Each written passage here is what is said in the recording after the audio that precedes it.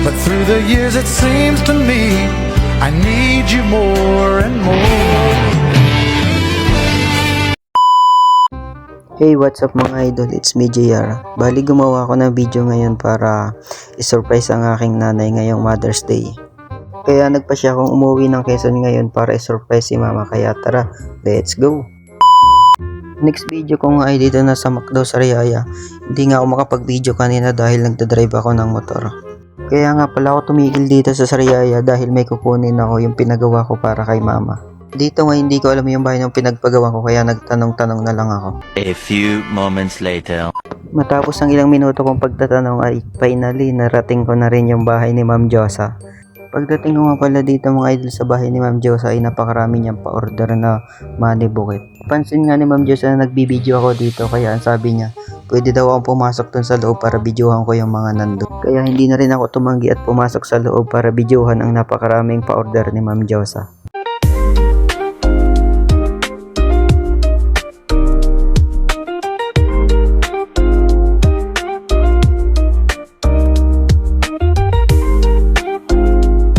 Pagkatapos ko nga pala mag-video sa loob ay syempre nagpa-picture na rin tayo kay Ma'am Josa. Yun, nakuha ako na guys. Manda ka. May surprise ako sa iyo. Pagkakuha ko nga nung aking regalo kay mama ay nandito si kuya at naghihintay sa akin na walang kaalam-alam sa regalo ko kay mama kaya pinatingnan ko sa kanya.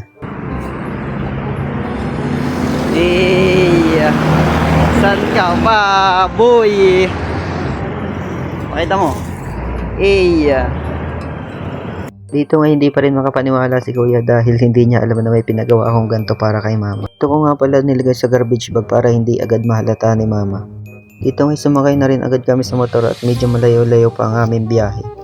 Hindi pa rin makapaniwala si kuya at kaya nasabi ko na lang basta para kay mama. Dito nga pala kami dumaan sa Sigsag Road dahil pupunta pa kami ng Gumaka para gawin ang plano ko kay mama.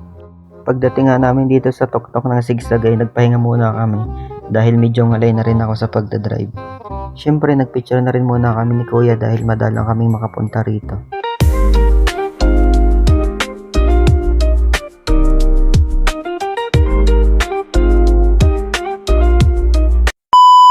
Syempre bago mo marating ang bayan ng Gumaka, madadaanan mo muna ang magandang tanawing ito.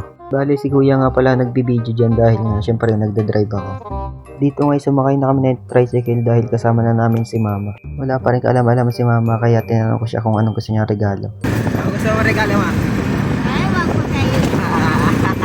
Pagdating nga namin sa Jollibee ay umorder ako ng isang bucket na chicken dahil nagugutom na rin ako. Medyo malayo din yung biyahe namin, Laguna to Gumaka, Quezon. After kong umorder ay syempre magbabayad naman tayo. Bali sabi sa akin ng cashier ay 18 minutes daw bago yung in-order kong pagkain. Habang naghihintay nga kami ay sakto nandito si Jollibee, nagpa-picture muna kami. At si mama naman ay tuwan-tuwa. At dito ay tinatanong namin ni kuya kung anong gustong regalo ni mama. Anong gusto daw? Anong gusto regalo ni mama? Pira daw, pira. Oh, pira. Ma, anong gusto mo regalo ma? Pira. Hey, good luck. At dito ay dumating ang aming pagkain at habang kumakain si mama, sabi ko kay kuya, videohan niya ako. Habang kumakain si mama, patuloy namin tinatanong kung anong gusto niyang regalo. Sabi mo kanina, gusto mo regalo? Pira.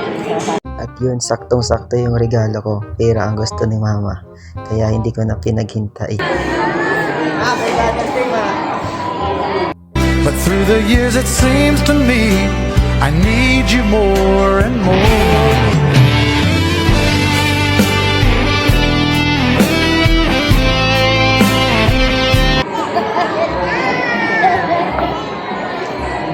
Happy Mother's Day. Happy Mother's Day.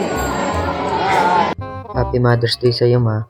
Ito lang masasabi ko sa iyo. Maraming salamat sa lahat ng sakripisyo mo sa aming magkakapatid. Magbuhat nung mawala si Papa, ikaw na ang tumayong ama at ina sa aming magkakapatid. Kaya ma, deserve mo yung regalo ko para sa iyo. Dahil hindi ako magsasawang pasayahin ka ma, hanggat nandyan ka pa. Dahil hindi habang buhay kasama natin ang ating mga magulang. Kaya habang nandyan pa sila, pasayahin natin sila. Kaya ma, mahal na mahal kita. ikaw ang the best na nanay.